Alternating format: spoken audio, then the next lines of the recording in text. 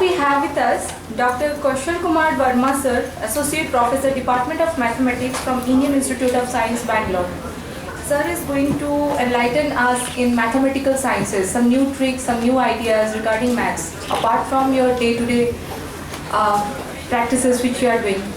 So I hope you all will enjoy and ask whatever question you have. We have our Madhusudan sir also with us. Those who were asking some questions at that time sir is here, you can ask questions after the session.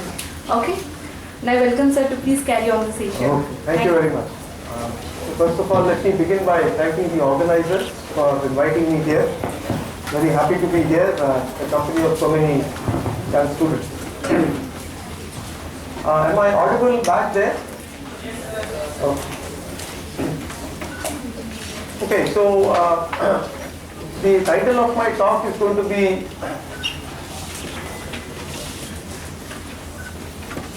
cubic and quartic.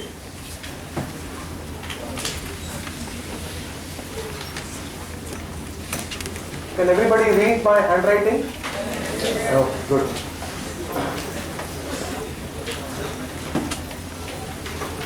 So when I was thinking of a suitable topic to speak about in this event, I was not sure what might interest everybody here.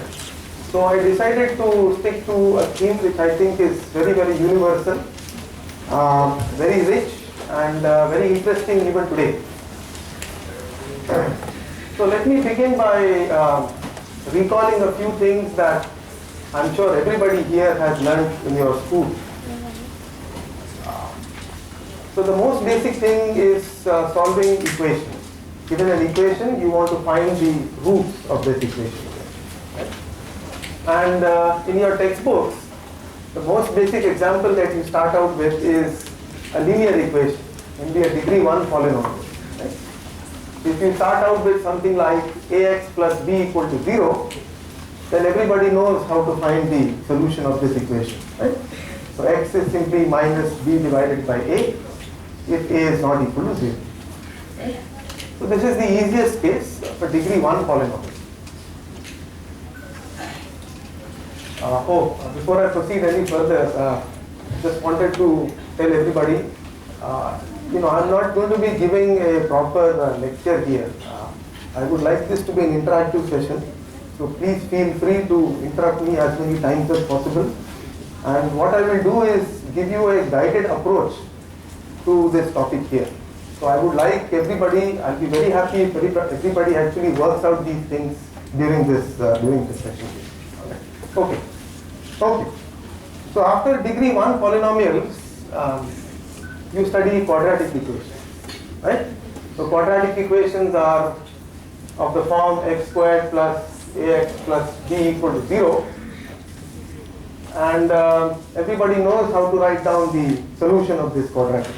So can somebody tell me what are the roots of this polynomial here? Is there a formula that you know?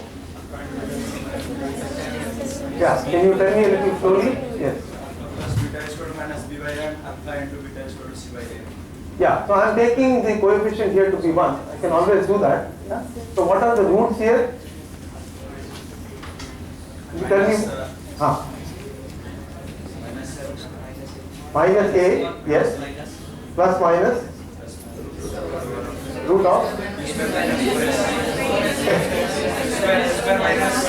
Right. A squared minus 4b divided by 2. Right? Oh, very good. Thank you. See, in your textbooks, I know it's written ax squared plus bx plus c. But I just took a to be 1 and I switched the roles of b and c. The simpler equivalent formulation of the problem. Now, does anybody know how this is derived in the first place? What is the technique used to derive this formula here?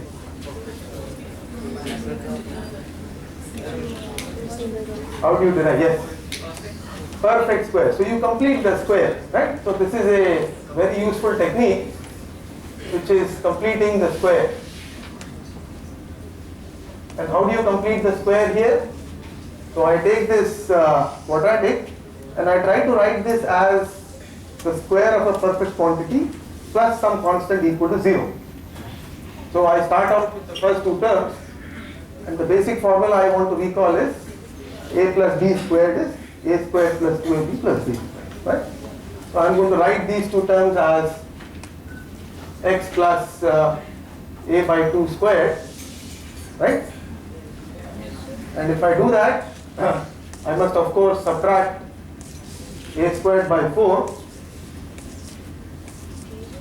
and this must be equal to 0, right? So this tells me that x plus a by 2 squared is a squared by 4 minus b, and then I take the square root on both sides. Do square roots always exist? No. When do they not exist? When you cannot take the square root of a negative number, right, in principle. But there is a certain complex number. Very good. Alright. So x by, okay, let me complete this. And let us convince ourselves that what we get here is the same as what I have written down. So we all agree that this formula is the same as what we obtained here? Yes. Very good. So already you see something interesting happening here, because I am taking the square root of a certain real number. Right? So everybody here mentioned complex numbers. So can somebody tell me what a complex number is?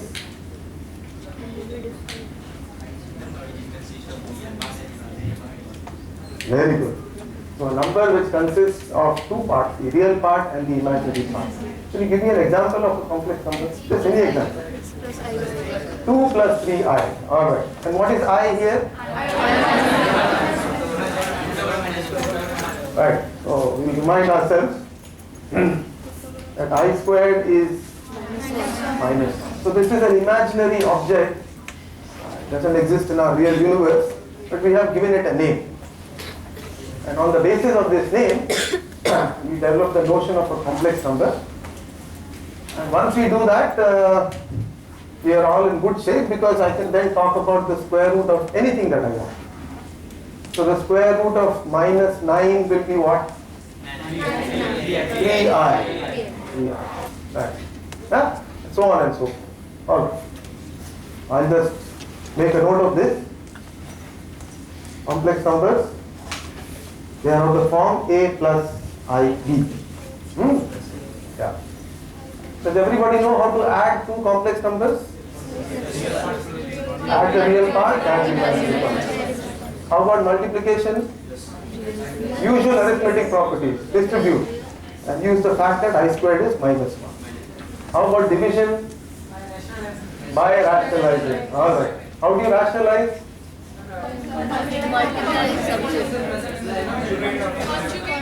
Conjugate. Alright. So what is the conjugate of 2 plus 3i? Alright. So everybody knows what complex numbers are. You're all very comfortable. Very happy to see that. Good. Alright. So the moral here is that quadratic equations can be solved very nicely using this trick of completing the square. Right? And here is a formula that gives you the roots in terms of the coefficients a and b. In other words, given any quadratic, you simply note down what a is, note down what b is, and this tells you what's the root. Right? This is the moral of the story. So this is a very well studied topic, very old. Many civilizations knew it. The Chinese knew it, the Indians knew it, so did the Greeks. They all knew this. So the next natural question that one should ask is what happens to higher degree polynomials? Very natural question, right? I know the story for 2, degree 2. What about degree 3, degree 4, 5? Are there formula like this? Is it possible to create an algorithm to tell us the roots of a given polynomial? So this is the topic of today's discussion. Alright, so what I want to do is give you a guided approach to degree 3 polynomials. Then I will tell you in short what happens to degree 4 polynomial. And the punch of the story is something which I will share with you at the end of the text.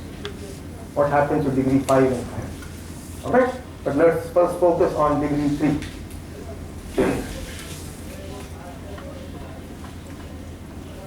Alright. So what does a cubic polynomial look like? I can always assume that the degree of x cubed, the coefficient of x cubed is 1, always by dividing out by that, right? So it will be an expression of the form X cubed plus A plus C plus c equal to 0. Right.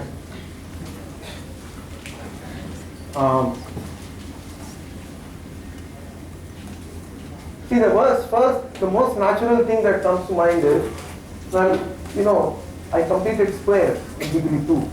Maybe I can complete a cube. You know the formula for a plus b cube? What is that? Right. So if I want to write this as the cube of a certain expression, you see I have terms like 3a squared b plus 3ab squared. They have to be compared with the given coefficients here. Right? But these could be any arbitrary real numbers. You see the compatibility condition I am trying to tell you about? If I want to make this as a cube, then there are two conditions that need to be satisfied. 3a squared b must equal something and 3ab squared must also equal something. That may not be possible. This trick worked for degree 2 polynomials because I just had one unknown term, a, to work.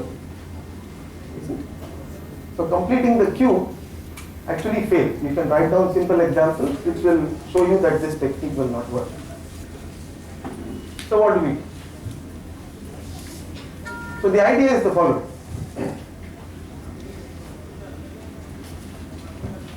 So step 1,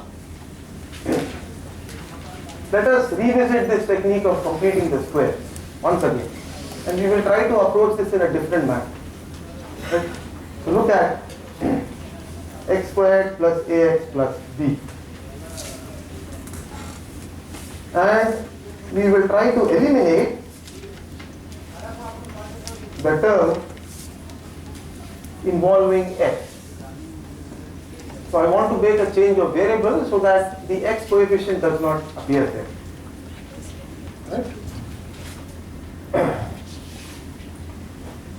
And the way to do this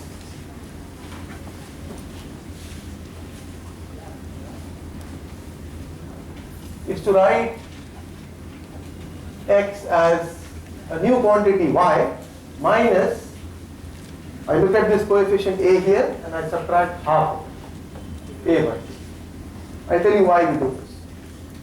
But take this for granted and tell me what x squared plus ax plus b will be in terms of y. So I want everyone to please write x equals y minus a by 2 and simplify this expression and tell me what you get. You will get a times y minus a by 2 plus b. So can one of you simplify this? What do you get?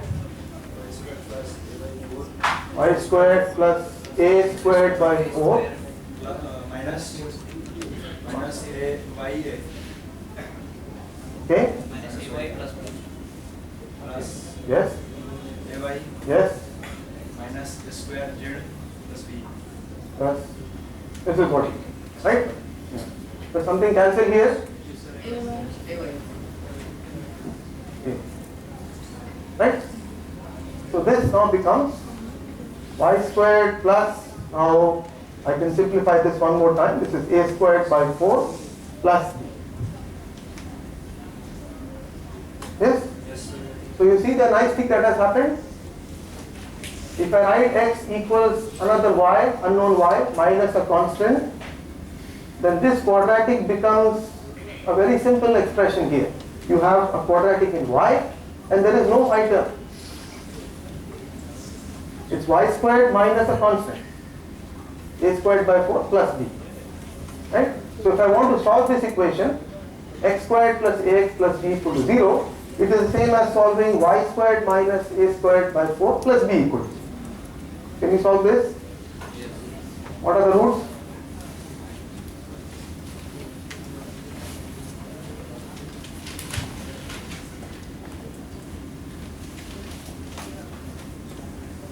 Plus.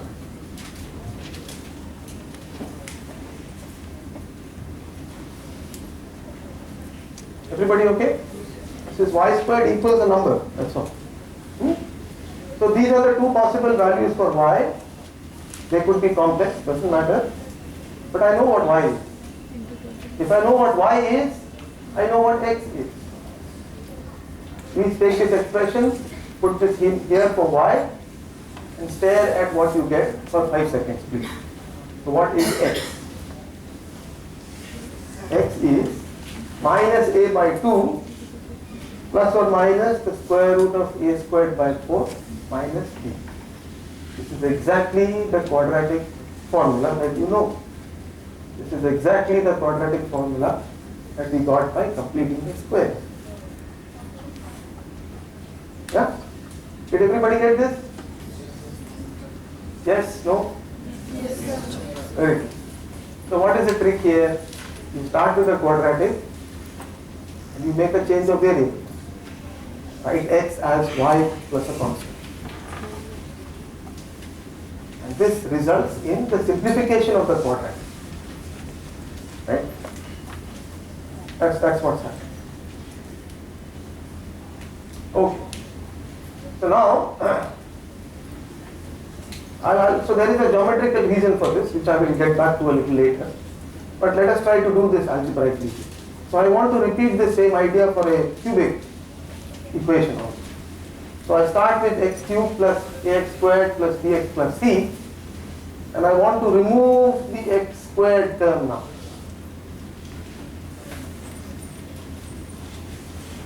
What do you think I should do?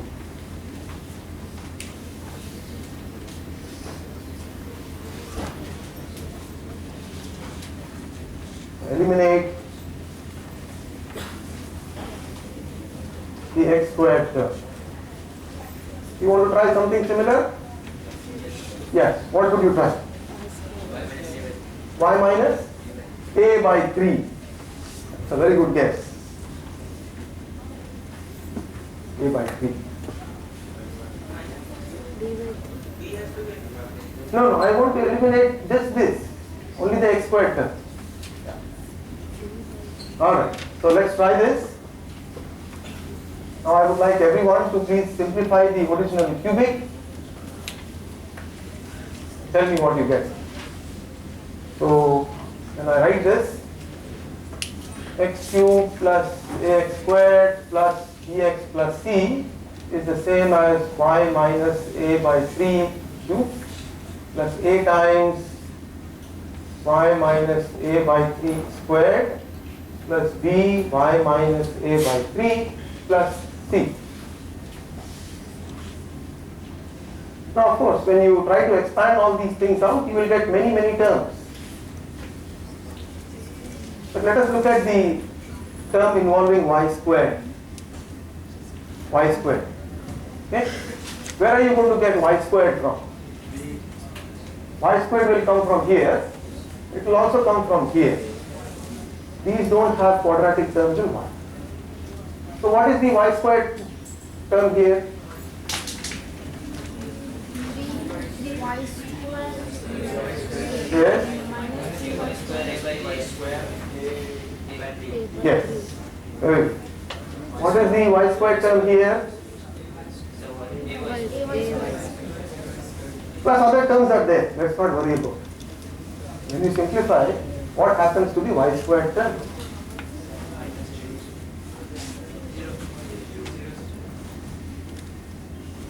No term.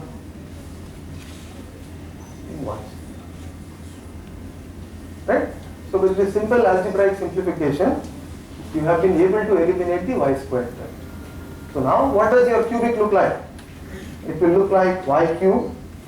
There will be a term involving y.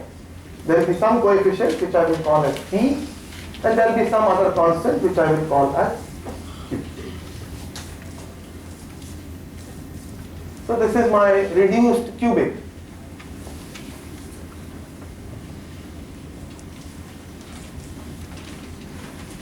Reduced cubic. Right? What are P and Q? Well, P and Q are constants that depend on A, B and C. It's not variable. Yeah? The observation is that if I can solve the reduced cubic, I can find what y is, then I know what x is, because x is y minus A by 3. So think of these as simple translations. It's like a change of variables in an effort to reduce the complexity of the problem. Oh, good. Now, at this juncture, it's very natural to become a little greedy. You know that you can eliminate y squared. Then you ask, maybe I can eliminate the y term also. If I can reduce the y term also, suppose this is not there, then your cubic is y cubed plus a constant equal to 0. And I can solve that, because then y is simply the cube root of a number. Right? So this leads to the next idea. Maybe I can eliminate y also. But the unfortunate thing, or the fortunate thing is, that you cannot eliminate the term y. If you try anything of this sort, you will reintroduce the y squared term. So there is no change of variables which should eliminate y squared and y at the same time. Okay? So this is the same statement that I made, that when you try to complete the cube of a given cubic, you cannot always do this. The best you can do is eliminate the y squared term. And it turns out that this is enough. So what I want to do now is work with the reduced cubic and tell you how to solve this. Once you know the solution to this, I will know the solution to the original cubic equation. Alright? So this is the first reduction in the problem.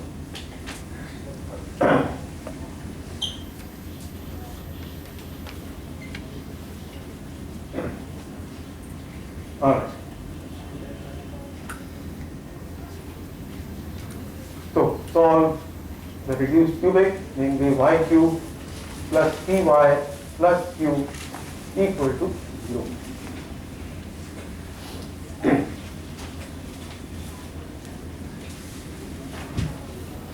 So what I am going to describe now are a series of steps, very beautiful steps. They are due to BFA.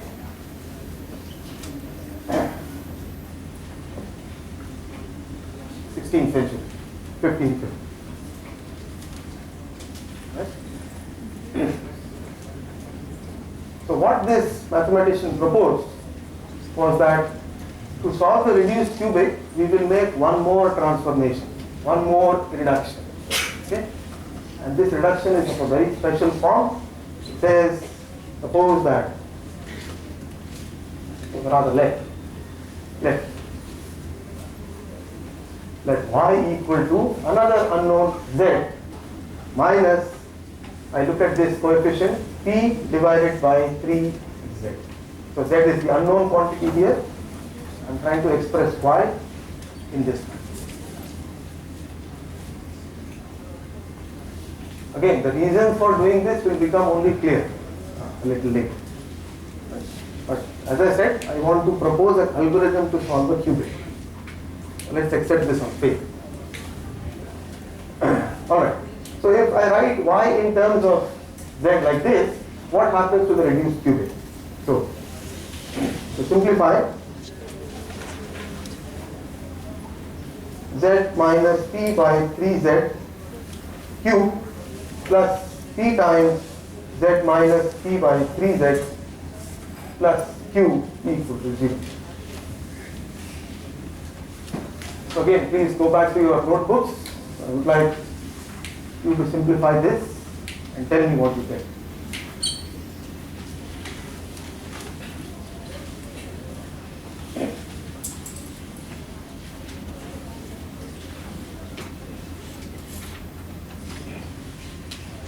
Alright? So z minus p by 3z cube. What is this? Yes. Can somebody here tell me what this is? Z minus p by z cube. Z cube minus 2 by 27 z cube. Z cube minus 3z squared p by 3z plus 3z minus p by 3z squared minus p cube by 27. Right? Simplify this. Z cube minus pz. Then I have plus p squared by 3z minus p cube by 27.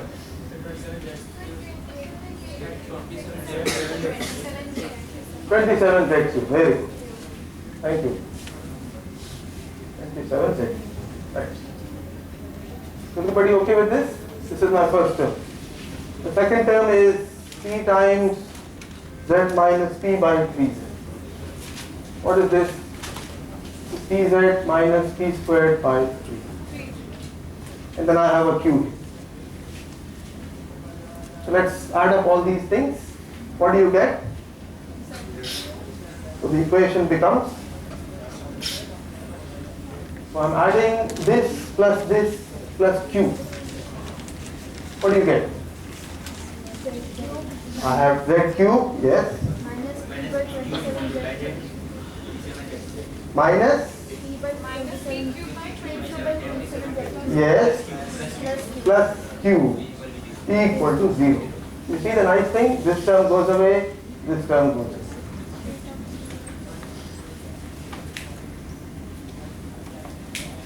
Right? So with this change of variables, this has become very, very nice. So this becomes z to the 6 plus q times z cubed minus p cubed by 27 equal to 0. Did everybody get this? Just clear the denominator, multiply by z cubed. So I will read this equation aloud. I have z to the 6 plus q z cubed minus p cubed by 27 equal to 0. Can you solve this equation for z?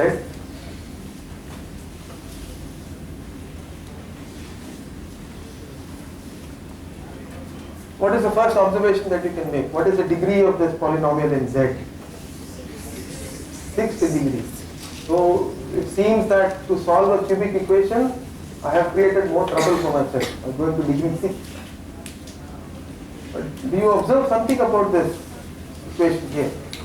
It is z cubed plus q z, sorry, z to the 6 plus a cubic term minus a constant equal to 0. How would you solve something like this?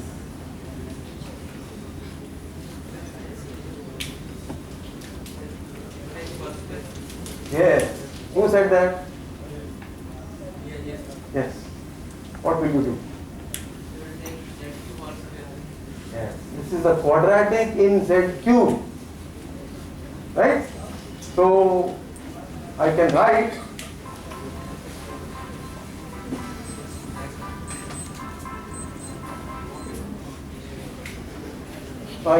this as z cube squared plus q z cube minus p cube by 27 equal to 0. And then I know how to solve this for z cube now. What is z cube equal to? This is a quadratic. Remember? So this becomes minus q divided by 2 plus or minus the square root of q squared plus 4p cubed by 27. Isn't it? Did everybody get this? I will write this as minus q by 2 plus or minus the square root. I'll take this 2 inside. I will write this as q squared by 4 plus p cubed by 26.